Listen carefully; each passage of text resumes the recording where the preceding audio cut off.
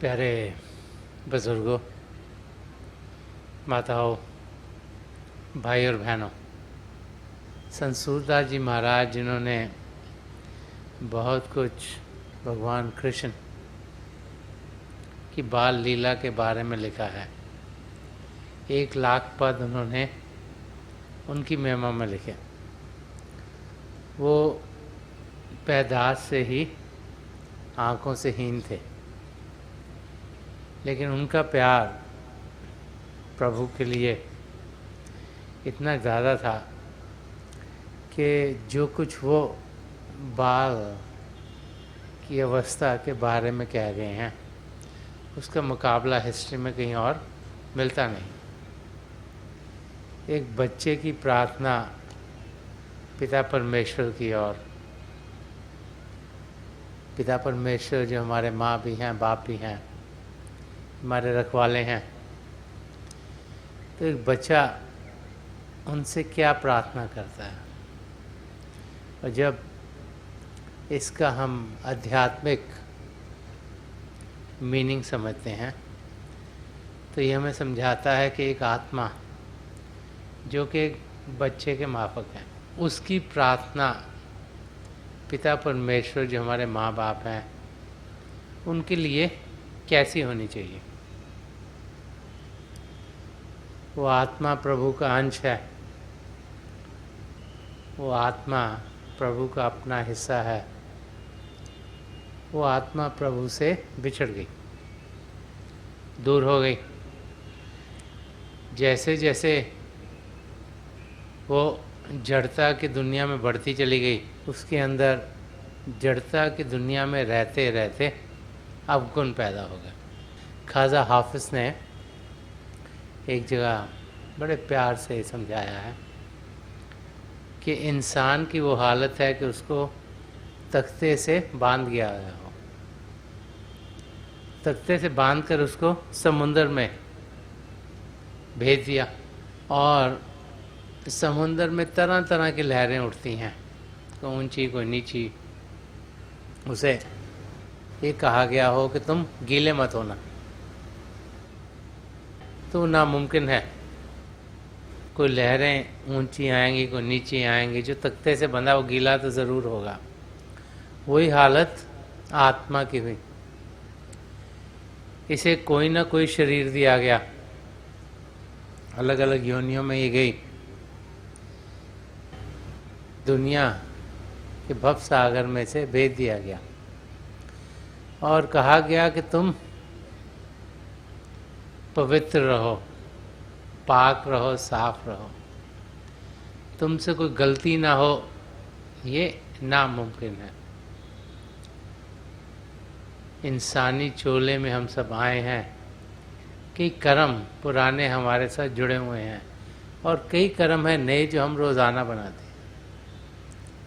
तो जब इस धरती पर जीते हैं तो गलतियां तो होंगी। वो इंसान जो ये जान ले कि उससे गलतियां होती हैं, उसकी समझ सही हो गई। ज़्यादातर तो हम सोचते हैं कि हम तो कोई गलती नहीं करते, गलतियां बाकी लोग कर रहे हैं। ज़्यादातर लोग यही समझते हैं कि उनकी समझ बहुत ठीक है, वो सब चीज़ें ठीक करते हैं। अगर कुछ चीज़ ठीक नहीं हो रही तो किसी और की गलती है। पर ये जानना कि हमसे सब चीज़ें ठीक नहीं हो रही, ये पहला कदम है अपनी मंजिल की ओर बढ़ने के लिए। क्योंकि जब हम इस स्थिति में पहुंचते हैं, जब हमें ये जानकारी हो जाए कि हमसे गलतियां होती हैं, तो फिर हम उन गलतियों को सुधारेंगे। अगर हम गलतियां करते जाएं, लेकिन कभी सोचे नहीं कि हमने गलती की है, तो हमारा सुधार कभी होगा नहीं। तो ये प्रार्थना एक बालक की पिता परमेश्वर से है, एक आत्मा की परमात्मा से है। वो आत्मा जिसने अनुभव कर लिया कि मन माया के पर्दे उसके ऊपर हैं, वो आत्मा ये जान गई कि उसके साथ अवगुण जुड़े हुए हैं। तो फरमा रहे हैं कि प्रभु जी मेरे अवगन चित न धरो। पिता परमेश्वर से ही प्रार्थना की जा रही है कि जो मुझ में अवगुण है, जो त्रुटियां हैं, जो कमियां हैं, आप उनकी ओर ध्यान न दें। क्योंकि अगर आप उनकी ओर ध्यान देंगे और मेरी ज़िंदगी अगर जो मैंने किया है उस पर निर्भर होगी कि आगे क्या होगा, तो फिर मेरा कभी कल्याण हो नहीं सकता। कि आप दयालु हैं, आप कृपालु हैं, आप अपनी दया दृष्टि मुझ पर डालिए, मेरे अवगुणों की ओर ध्यान न दें। आप जानिए कि मैं आपका ही अंश हूँ, आप जानिए कि मैं आपका ही बच्चा हूँ और मुझे मदद कीजिएगा। ये मत कीजिए कि जैसे मैंने कर्म किया उस किस्म का मुझे हिसाब किताब देना पड़े। ये रियलाइजेशन कि हम सब ने वो चीज़ें की हैं जिनका अगर भुगतान हम करना शुरू करेंगे तो हम कभी भी अपनी मंजिल तक पहुंच नहीं पाएंगे। एक वाक़या कुछ इस किस्म का है कि एक इंसान था, वो रेगिस्तान में रहता था, दुनिया से दूर गया ताकि पिता परमेश्वर को याद करे, उनकी तपस्या करता था और सोच रहा था कि मैंने तो बहुत अच्छा काम किया। जब उसकी मौत हुई तो पूछा गया कि जो तुमने करा है उस लिहाज से तुम्हारा हिसाब किताब किया जाए कि तुम्हें बख्शिश चाहिए। तो उसने कहा नहीं नहीं, मैं तो बहुत अच्छी ज़िंदगी जीता रहा हूँ, मैं पिता परमेश्वर को बहुत याद करता था, उनकी भक्ति करता था, देखो सारी दुनिया मैंने छोड़ दी और मैं तो रेगिस्तान में वहाँ बैठा हुआ था और सिर्फ प्रभु को ही याद करता था, तो मैंने अच्छे काम करे, मेरा फल दीजिए। तो जब उसका हिसाब किताब किया गया, उसे समझाया गया कि देखो तुम रेगिस्तान में थे, तुम्हें रोज़ पानी पीने के लिए एक झरना वहाँ पैदा करना पड़ा। जहाँ तुम ठहरे थे वहाँ से जब तुम चल के जाते थे झरने से पानी लेने के लिए, कितने कीड़े मकोड़े तुम्हारे पैरों के नीचे बने। जब उसने ये सुना तो उसने कहा नहीं नहीं, मेरी तौबा, आप मुझे बख्श कर दो। तो हम लोग ये भूल जाते हैं कि पिता परमेश्वर का हाथ हमें कितना सहारा दे रहा है। हमें से हर एक को रोज़ खाना मिलता है, हमें से हर एक जीता है, हमें से हर एक अपनी रिस्पॉन्सिबिलिटी निभा रहा है। जो देने हैं प्रभु की उन और हम ध्यान नहीं देते। हम सोचते हैं ओहो मेरे घर में बीमारी आ गई, मेरे बच्चे ठीक से पढ़ नहीं रहे, मेरे बिजनेस ख़राब हो गया, लेकिन ये भूल जाते हैं कि हज़ारों चीज़ें हैं जो हमें रोज़ाना प्रभु से मिलती हैं, उसका हम शुक्रिया अदा करें। संदर्शन सिंह जी महाराज ने एक जगह फरमाया कि नफस नफस मुझे लाजिम है शुक्र का सजदा, कि मेरे दोस्त का ऐसा है ज़िंदगी मेरी कि हर सांस में संदर्शन सिंह जी महाराज फरमा रहे हैं कि मैं प्रभु का शुक्रिया अदा करता हूँ, क्योंकि ये जो ज़िंदगी है उन्हीं की देन है। नहीं तो हमारी आत्मा तो किसी भी योनि में जा सकती थी। प्रभु ने दया की, कृपा की, हमें ये मानव चोला मिला, और दया कृपा की कि मानव चोला मिलने के बाद हमें किसी पूर्ण महापुरुष की शरण में भेजा। ये प्रभु की दया है। 6 बिलियन लोग इस धरती पर रहते हैं, थोड़े से ही हैं जो पिता परमेश्वर की ओर कदम बढ़ाते हैं। फिर उस महापुरुष की दया मेहर के हमें नाम की देन दी, ताकि दिव्य चक्षु खुला, शिव नेत्र खुला, हम अंदर की दुनिया में जाने के लायक हुए। अगर हम देने प्रभु की गिननी शुरू कर दें तो उनका कभी अंत नहीं होगा। तो यहाँ पर ये प्रार्थना की जा रही है, ये रियलाइज़ करके कि प्रभु के कितनी देने हैं, कि प्रभु जी मेरे अवगन चित न धरो। मैं क्या सोचता था, मैं क्या बोलता था, मैं क्या करता था। मेरे कर्म जो दिन ब दिन बढ़ते चले जा रहे हैं, उनकी ओर आप ध्यान न दें, मुझे आप बख्शें। और आगे फरमा रहे कि समदर्शी है नाम तुम्हारा, अब मोहे पार करो। ये प्रार्थना कर रहे हैं कि आप तो सबको एक नज़र से देखने वाले हो। आपकी निगाह में कोई ऊंचा नहीं, कोई नीचा नहीं, कोई बड़ा नहीं, कोई छोटा नहीं, सब बराबर हैं। क्यों? क्योंकि सब आपकी संतान है। एक फैमिली में माँ बाप के लिए सब बच्चे एक जैसे होते हैं। वो बच्चे हैं जो समझते हैं कि माँ बाप शायद उसको ज़्यादा प्यार कर रहे हैं, हमको कम कर रहे हैं। लेकिन माँ बाप की नज़र में उनका प्यार सब बच्चों के लिए एक जैसा ही होता है। तो यही फरमा रहे कि समदर्शी है नाम तुम्हारो, कि आप तो सबको एक ही नज़र से देखते हैं। आप दया कीजिए, आप कृपा कीजिए और मुझे इस भव सागर में जिसमें भेजा हुआ आपने, इससे पार कराइए।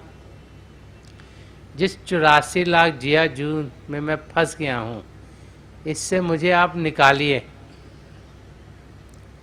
कि आपने मुझे इस सृष्टि की जानकारी के लिए अपने आप से अलग किया।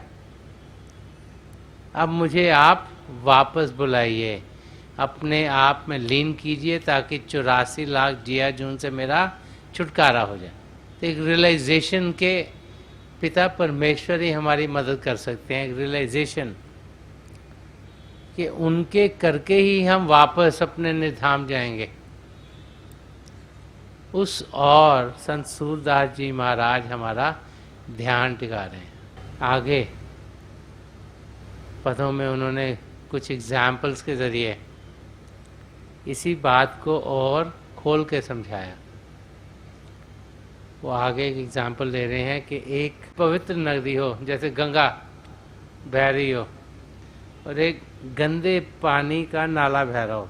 तो जब गंदे पानी का नाला है वो गंगा जल में जाके मिलता है तो वो भी पवित्र हो जाता है। कि गंगा जल की पवित्रता जो गंदगी कहीं और की है उसको भी साफ कर देती है। तो समझा रहे हैं कि एक नदिया एक नार कहावत। तो गंगा नदी और एक गंदा नाला जा रहा है, मैलो नील भरे, कि जो गंदी नाली है वो मैल से भरी हुई है। जब दोनों मिल एक भरन बे, सूरसरी नाम पर है।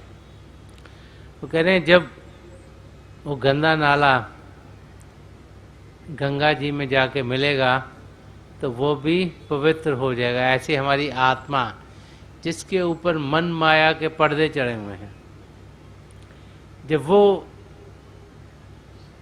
प्रभु का जो जाति रूप है, जिसे शब्द कहा गया है, जिसे नाम कहा गया है, जो ज्योति और श्रुति है, जो हम सबके भीतर हर समय हर पल चल रही है, हमारी आत्मा उसके साथ जुड़ती है।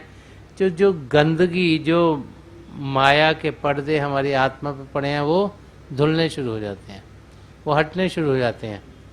हम फिर से पाक पवित्र साफ हो जाते हैं। इसीलिए अभ्यास करने को कहा जाता है। भजन अभ्यास इंसान क्यों करता है?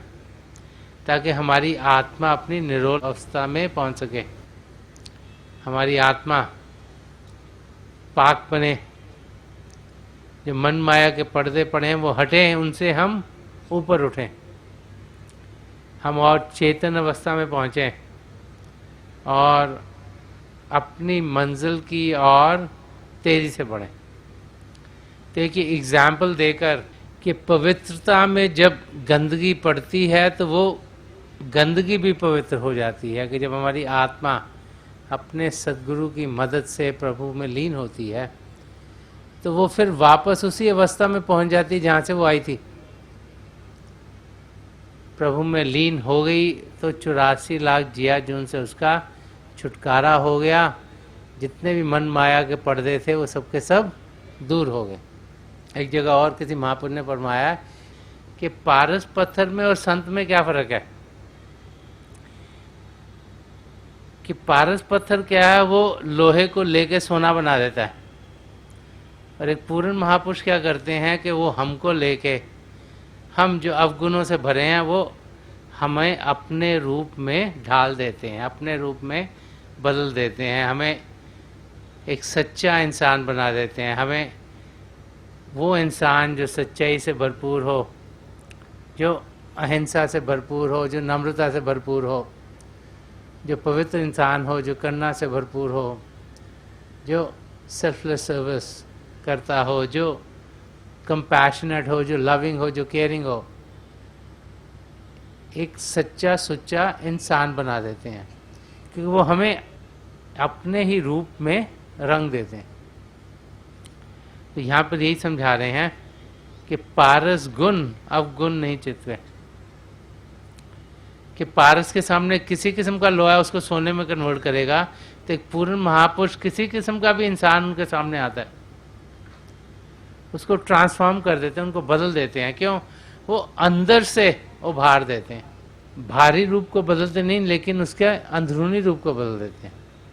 संदर्शन सिंह जी महाराज ने एक जगह फरमाया है कि जब राजा महाराजा इस धरती पर आते हैं तो वो देशों को, मुल्कों को जीतने के लिए आते हैं।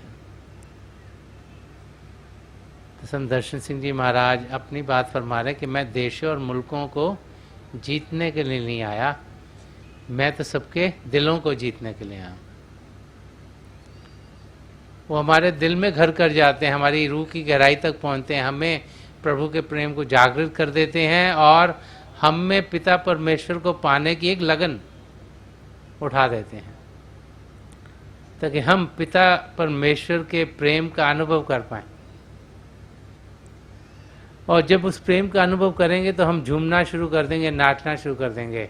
संत कृपाल सिंह जी महाराज फरमाते थे, if you know how much I love you, will be dancing with Joy. कि अगर आपको मालूम हो कि मैं आपको कितना प्रेम करता हूँ तो आप झूमना शुरू कर दोगे, नाचना शुरू कर दोगे।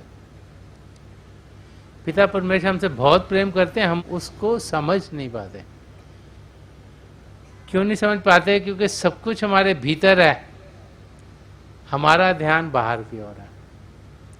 जैसे गुरु अर्जन देव जी महाराज ने फरमाया कि सब कुछ घर में, बाहर नाही, बाहर टोले सो भरम बुलाए। हम लोग क्या करते हैं, सोचते हैं खुशियाँ, सुख, चैन सब बाहर की दुनिया से मिलेगा। ज़्यादा पैसे कमा लो, ज़्यादा पढ़ लिख लो, ज़्यादा लोगों को मिल लो, ज़्यादा चीज़ों से वाकफियत हो, पता हो सब कुछ क्या हो रहा है, तो हम बहुत बेहतर होंगे, हमारा नॉलेज बढ़ेगा। लेकिन खुशियाँ बाहर की दुनिया से नहीं, अंदर की दुनिया से मिलती हैं।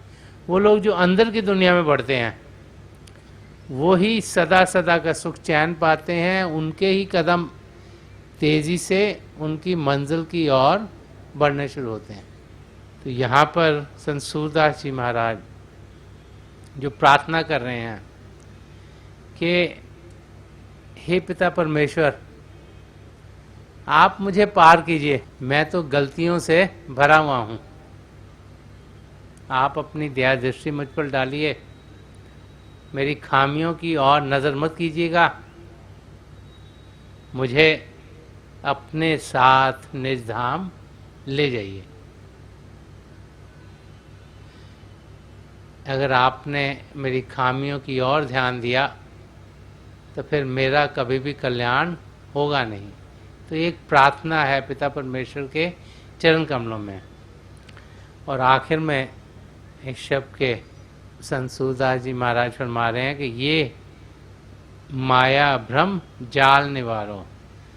सूरदास सगरो कह रहे, सूरदास की प्रार्थना है कि ये माया की दुनिया है, भ्रम का जाल पड़ा है, इसमें से आप मुझे निकालिए। मैं तो इसी दुनिया को असली दुनिया समझ बैठा हूँ।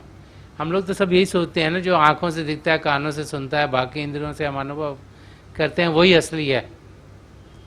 महापुरुष समझाते हैं ये सब माया की दुनिया है, ये सब धोखा है, फरेब है, असलियत बाहर नहीं हमारे भीतर है। तो फरमा रहे हैं ये माया भ्रम जाल निवारो के मैं माया के जाल में फंसा हुआ हूँ, आप कृपा कीजिए मुझे यहाँ से निकालिए।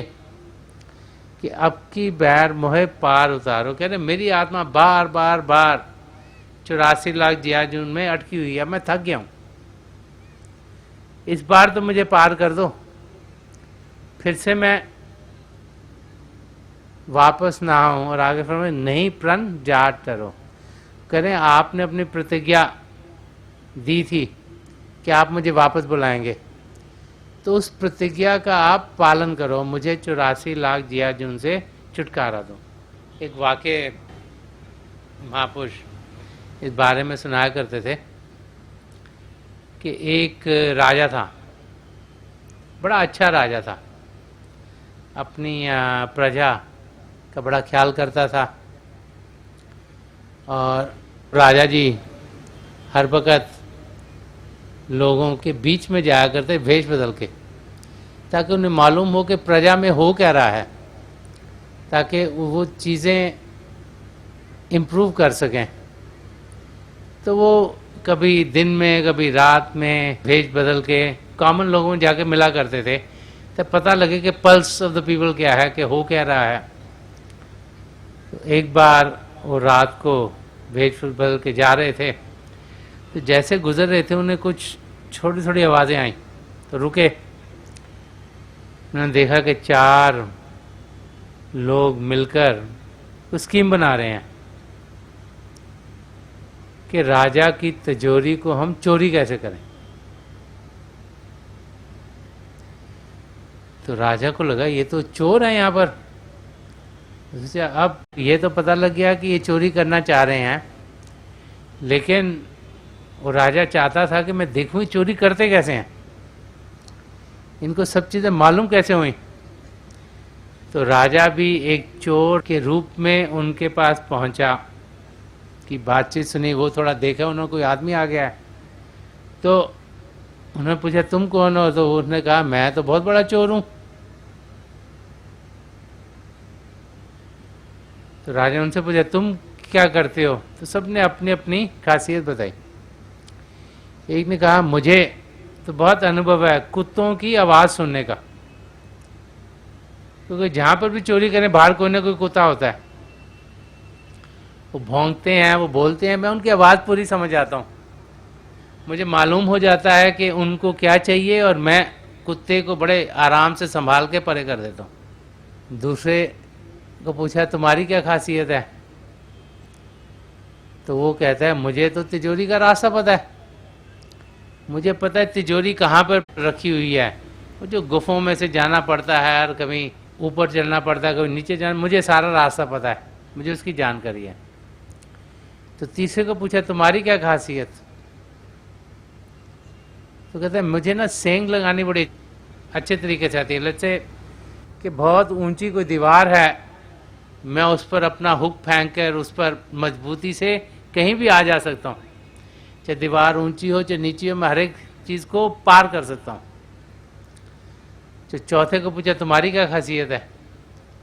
तो कहता मैं रात को जिसको भी देख लूँ, चाहे जितना मर्जी अंधेरा हो, मुझे मालूम हो जाता है कि इंसान कौन है, ताकि सुबह रोशनी में देखता हूँ मुझे पता लग जाता है, तो मुझे मालूम हो जाता है कि कौन ठीक है और कौन गलत है। राजा जो था वो 5वां था, उन्होंने पूछा तुम्हारी क्या खासियत है।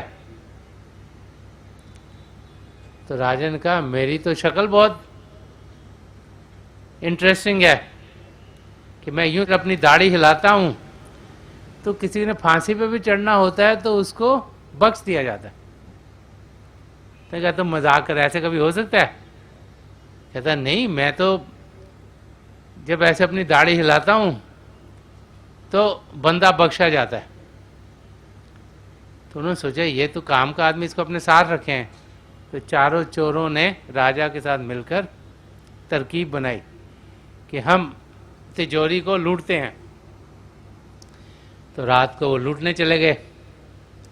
अब जब वो लूट रहे थे, राजा को तो पता था, उसने सिपाहियों को बताया और चारों पकड़े गए।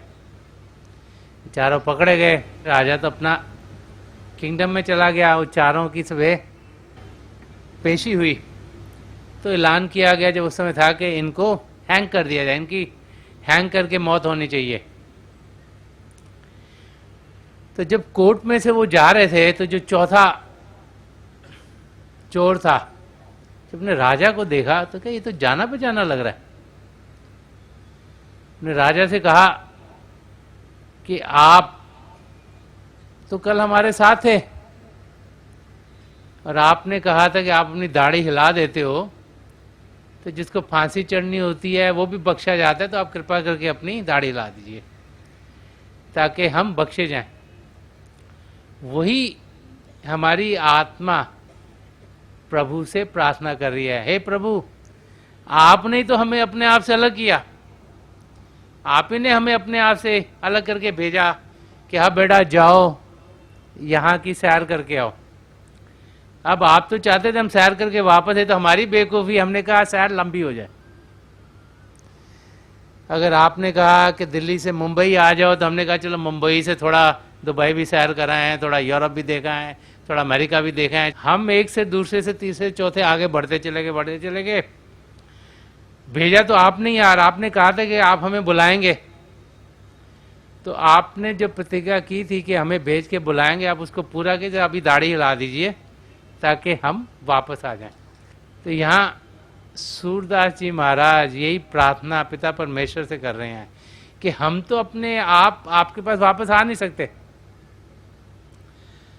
हे प्रभु, आप दयालु हो, आप कृपालु हो, आप दया कीजिए ताकि हम जो अवगुणों से भर चुके हैं, हम जो मन माया की दुनिया में फंस चुके हैं, हम जो एक गलती के बाद दूसरी के बाद तीसरी के बाद चौथी करते जाते हैं, कि आप अपनी दया में हम पर कीजिए ताकि हम 84 लाख जिया जी उनसे छुटकारा पा सकें और हम वापस अपने निधाम में पहुंच जाएं। यही प्रार्थना एक सच्चे इंसान की होनी चाहिए। जब भी महापुरुष कुछ कहते हैं उनका मीनिंग बहुत गहरा होता है।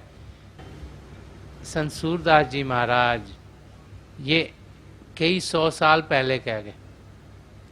वो चाहते हैं कि हम लोग अपने निधाम वापस जाएं। उन्हें मालूम है कि जब पिता परमेश्वर दयालु होंगे, कृपालु होंगे, तभी हम अपनी मंजिल को पा सकेंगे।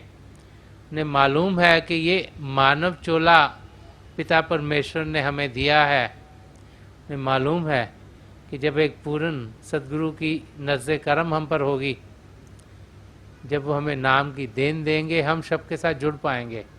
और जब हम सबके साथ जुड़ पाएंगे तो हम उनकी मदद से शरीर से ऊपर उठ पाएंगे, और जब शरीर से ऊपर उठ पाएंगे तो उनकी मदद से ही हमारी आत्मा का मिलाप परमात्मा में होगा।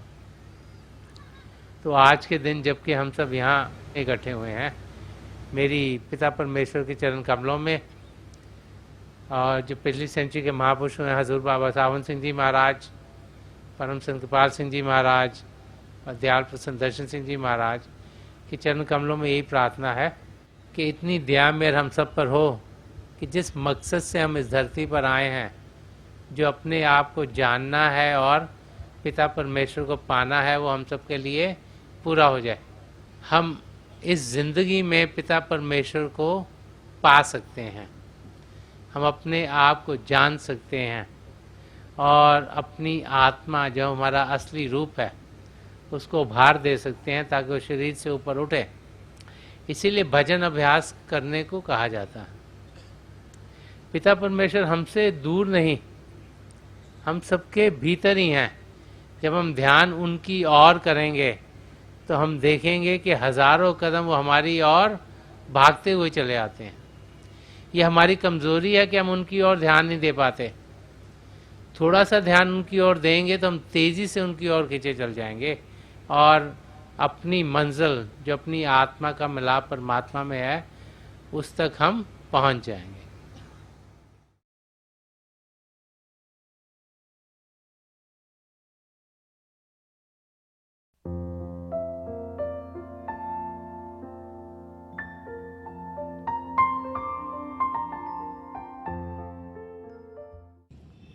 तो थोड़ी देर के लिए हम सब अभ्यास के लिए बैठ जाएं। आप जहाँ भी बैठे हैं आराम से बैठिएगा, अपनी आंखें बंद कर लीजिएगा।